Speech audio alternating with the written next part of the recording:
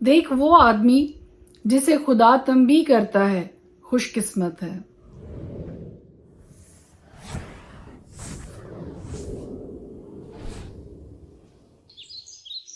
خدائے قدوس کے زندہ جلالی بابرکت پرفضل نام میں ایک بار پھر آپ کو سلام۔ میرا نام ایسٹر ہارون ہے۔ ہر روز خدا کا زندہ کلام لے کر آپ کے سامنے آتی ہوں اور ہم مل کر خدا کے پاک کلام کی تلاوت کرتے ہیں۔ آج کل ہم ایوب کی کتاب میں سے پڑھ رہے ہیں اور نئے عہد نامہ میں سے مکاشفہ کی کتاب کی تلاوت کر رہے ہیں۔ خدا کے پاک کلام میں بڑی صفائی کے ساتھ، خوبصورتی کے ساتھ یہ بیان کیا گیا ہے کہ دیکھ وہ آدمی جسے خدا تنبیہ کرتا ہے خوش قسمت ہے۔ اس لیے قادر مطلق کی تعذیب کو حقیر نہ جان، کیونکہ وہی مجروح کرتا اور پٹی باندھتا ہے، وہی زخمی کرتا ہے اور اسی کے ہاتھ چنگا کرتے ہیں۔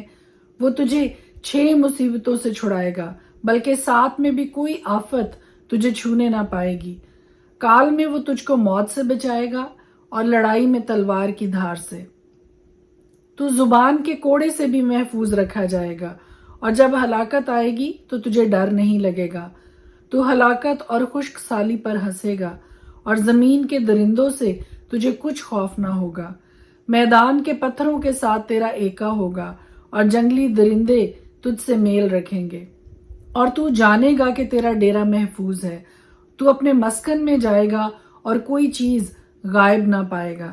تجھے یہ بھی معلوم ہوگا کہ تیری نسل بڑی اور تیری اولاد زمین کی گھاس کی مانند برومند ہوگی۔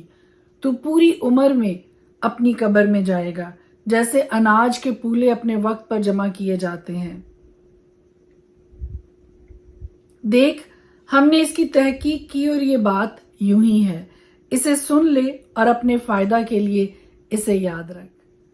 سیکھ آج میرے لیے اور آپ کے لیے یہ ہے کہ خدا کی تنبیہ کو، خدا کی تعذیب کو حقیر نہ جانیے، کیونکہ جسے خدا تنبیہ کرتا ہے خوش قسمت ہے۔ اور خدا کی تنبیہ اور تعذیب کسی بھی طریقہ سے ہو سکتی ہے۔ وہ کسی انسان کے ذریعے ہماری اصلاح کر سکتا ہے، ہماری تعذیب کر سکتا ہے، تنبیہ کر سکتا ہے، ہمارے حالات کی وسیلہ سے ہمیں سکھا سکتا ہے، اپنے کلام کے وسیلہ سے، اپنے خادموں کے وسیلہ سے، کسی بھی طریقہ سے خدا ہماری اصلاح اور ہماری تعذیب اور تنبیہ کر سکتا ہے۔ سو میرے عزیزو، سیکھ آج میرے لیے اور آپ کے لیے یہ ہے کہ ہر وہ شخص جسے خدا تنبیہ کرتا ہے، چاہے وہ کسی بھی ذریعے سے ہو، کسی بھی وسیلہ سے ہو، وہ شخص انتہائی خوش قسمت ہے۔ اور یہ میں نہیں بلکہ خدا کا کلام ہم سب سے مخاطب ہو کر کہتا ہے کہ دیکھ وہ آدمی جسے خدا تنبیہ کرتا ہے خوش قسمت ہے۔ ایک ڈیزائر جو ہر انسان کی ہے وہ یہ کہ ہم ایک لمبی عمر پائیں، صحت و تندرستی والی عمر پائیں، اور خدا کے پاک کلام میں یہ لکھا ہے ان 7 برکتوں میں سے ایک برکت یہ ہے کہ تو پوری عمر میں اپنی قبر میں جائے گا، جیسے اناج کے پولے اپنے وقت پر جمع کیے جاتے ہیں۔ اور پھر خدا کا پاک کلام ریمائنڈر دیتے ہوئے ہمیں یہ کہتا ہے کہ اسے سن لے اور اپنے فائدہ کے لیے اسے یاد رکھ۔ اگر آپ اپنا فائدہ چاہتے ہیں، اگر آپ محفوظ رہنا چاہتے ہیں، آپ یہ چاہتے ہیں کہ آپ یہ ایکسپیرینس کریں کہ آپ کے گھر میں سے کوئی چیز غائب نہ ہو، آپ کے عمر گزار کر آپ اس دنیا سے جائیں، تو ان ساری برکتوں کے لیے، ان ساری باتوں کے لیے خدا کا پاک کلام یہ کہتا ہے کہ اسے سن لے اور اپنے فائدہ کے لیے اسے یاد رکھ۔ May God bless you۔ خداوند آپ کے ساتھ ہو۔ خدا کے خوبصورت وعدوں کو، خدا کی باتوں کو اپنی زندگی میں ایکسپیرینس کرنے کے لیے آئیے ہم مل کر خدا کے پاک کلام کی نہ صرف تلاوت کریں بلکہ ہر روز اپنے آپ کو پیش کریں خدا کے پاک کلام پر عمل کرنے کے لیے۔ May God bless you۔ خداوند کی محافظت، خداوند کی سلامتی آپ سب کے ساتھ بنی رہے۔ آمین۔ خدا کے پاک کلام میں سے آج ہم دیکھیں گے مکاشفہ کی کتاب، اس کا 15 باب۔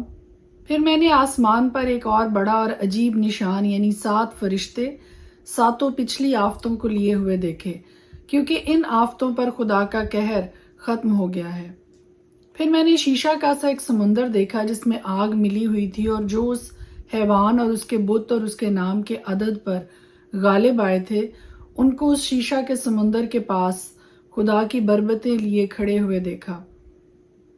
اور وہ خدا کے بندہ موسیٰ گیت گا گا کر کہتے تھے، اے خداوند خدا قادر مطلق، تیرے کام بڑے اور عجیب ہیں۔ اے ازلی بادشاہ، تیری راہیں راست اور درست ہیں۔ اے خداوند، کون تجھ سے نہ ڈرے گا اور کون تیرے نام کی تمجید نہ کرے گا، کیونکہ صرف تو ہی قدوس ہے، اور سب قومیں آ کر تیرے سامنے سجدہ کریں گی، کیونکہ تیرے انصاف کے کام ظاہر ہو گئے ہیں۔ ان باتوں کے بعد میں نے دیکھا کہ شہادت کے خیمہ کا مقدس آسمان میں کھولا گیا، اور وہ ساتوں فرشتے جن کے پاس ساتوں آفتیں تھیں، آبدار اور چمکدار جواہر سے آراستہ اور سینوں پر سنہری سینہ بند باندھے ہوئے مقدس سے نکلے، اور ان چاروں جانداروں میں سے ایک نے 7 سونے کے پیالے عبدالآباد زندہ رہنے والے خدا کے قہر سے بھرے ہوئے ان ساتوں فرشتوں کو دیے، اور خدا کے جلال اور اس کی قدرت کے سبب سے مقدس دھوئیں سے بھر گیا، اور جب تک ان ساتوں فرشتوں کی ساتوں آفتیں ختم نہ ہو چکی کوئی اس مقدس میں داخل نہ ہو سکا۔ پرانی عہد نامہ میں سے ہم دیکھیں گے ایوب کی کتاب، اس کا 5واں باب، ذرا پکار، کیا کوئی ہے جو تجھے جواب دے گا، اور مقدسوں میں سے تو کس کی طرف پھرے گا، کیونکہ کڑنا بے وقوف کو مار ڈالتا ہے اور جلن احمق کی جان لے لیتی ہے۔ میں نے بے وقوف کو جڑ پکڑتے دیکھا ہے، پر ناگہاں اس کے مسکن پر لعنت کی، اس کے بال بچے سلامتی سے دور ہیں، وہ پھاٹک ہی پر کچلے جاتے ہیں اور کوئی نہیں جو انہیں چھڑائے۔ بھوکا اس کی فصل کو کھاتا ہے، بلکہ اسے کانٹوں میں سے بھی نکال لیتا ہے، اور پیاسا اس کے مال کو نگل جاتا ہے، کیونکہ مصیبت مٹی میں سے نہیں اگتی، نہ دکھ زمین میں سے نکلتا ہے، پر جیسے چنگاریاں اوپر ہی کوڑتی ہیں ویسے ہی انسان دکھ کے لیے پیدا ہوا ہے۔ لیکن میں تو خدا کا ہی طالب رہوں گا اور اپنا معاملہ خدا ہی پر چھوڑوں گا، جو ایسے بڑے بڑے کام جو دریافت نہیں ہو سکتے اور بے شمار عجیب کام کرتا ہے۔ وہی زمین پر می برساتا اور کھیتوں میں پانی بھیجتا ہے، اسی طرح وہ فروتنوں کو اونچی جگہ پر بٹھاتا ہے، اور ماتم کرنے والے سلامتی کی سرفرازی پاتے ہیں۔ وہ عیاروں کی تدبیروں کو باطل کر دیتا ہے، یہاں تک کہ ان کے ہاتھ ان کے مقصود کو پورا نہیں کر سکتے۔ وہ ہوشیاروں کو انہی کی چالاکیوں میں پھنساتا ہے، اور ٹیڑھے لوگوں کی مشورت جلد جاتی رہتی ہے۔ انہیں دن دہاڑے اندھیرے سے پالا پڑتا ہے، اور وہ دوپہر کے وقت ایسے ٹٹولتے پھرتے ہیں جیسے رات کو۔ لیکن مفلس کو ان کے منہ کی تلوار اور زبردست کے ہاتھ سے وہ بچا لیتا ہے۔ سو مسکین کو امید رہتی ہے اور بدکاری اپنا منہ بند کر لیتی ہے۔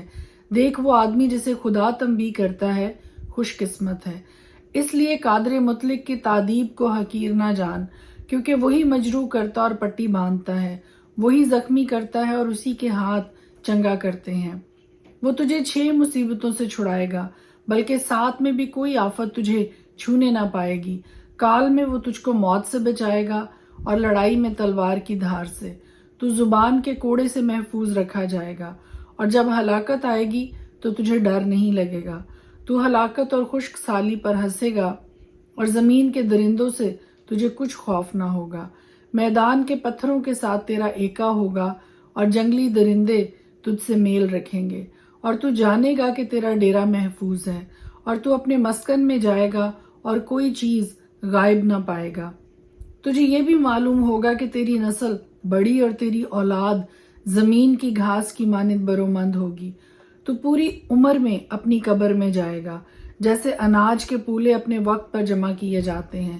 دیکھ، ہم نے اس کی تحقیق کی اور یہ بات یوں ہی ہے، اسے سن لے اور اپنے فائدہ کے لیے اسے یاد رکھ۔ ایوب کی کتاب، اس کا 6واں باب۔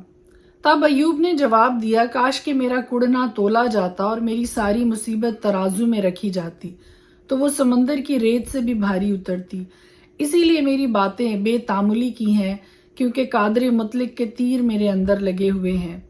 میری روح انہی کے زہر کو پی رہی ہے، خدا کی ڈارونی باندھے ہوئے ہیں۔ کیا جنگلی گدھا اس وقت بھی رینگتا ہے جب اسے گھاس مل جاتی ہے، یا کیا بیل چارہ پا کر ڈکارتا ہے؟ کیا پھیکی چیز بے نمک کھائی جا سکتی ہے، یا کیا انڈے کی سفیدی میں کوئی مزہ ہے؟ میری روح کو ان کے چھونے سے بھی انکار ہے، وہ میرے لیے مکروہ غذا ہیں۔